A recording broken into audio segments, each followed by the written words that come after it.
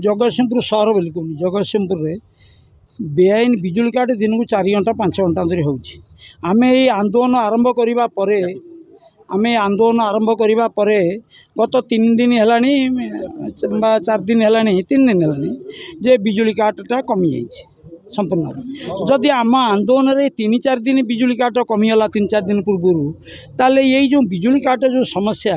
ये समस्याटा सबुदिन निराकरण हेनी कहीं आपण मानकर सांबादिक मानकर दायित्व भी रही। आज भी पचारे एग्जीक्यूटिव इंजीनियर को मैनेजर को जे जगतसिंहपुर कहीं बिजुली काट हम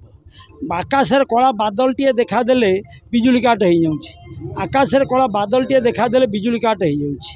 घड़घड़ी मारे बिजुली काट हो जाऊँगी परदिन राति घड़घड़ी मारला अवश्य 5 मिनट बिजुली काट करदे कि पुनर्बार बिजुली देले कि आगुरी यहाँ हो नाला बिजुली काट जदि है घंटा 2 घंटा पड़ी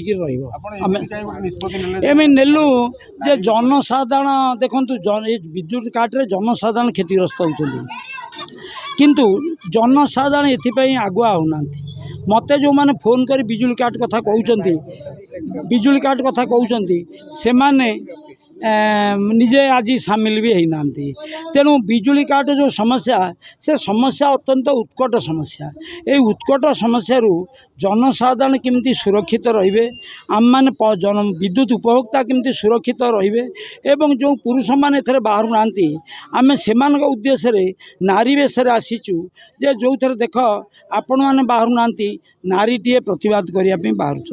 एपाई बाहर सांबादिक बंधु मान मोर अनुरोध मैनेजर सहित आलोचना बेले ये आलोचना बेले आपण मैंने विद्युत काट समस्या संपर्कित समस्त प्रश्न पचारे कहीं हम मत से 23 मसीह 25 मसीह लिखिदे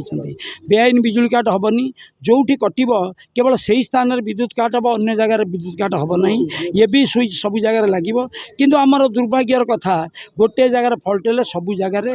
विद्युत काट हो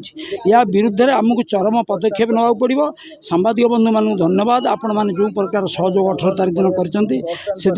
धन्यवाद एवं बिजुली काट समस्याटा जगतसिंहपुर दूरीकरण हो एथिपाई आमर आंदोलन।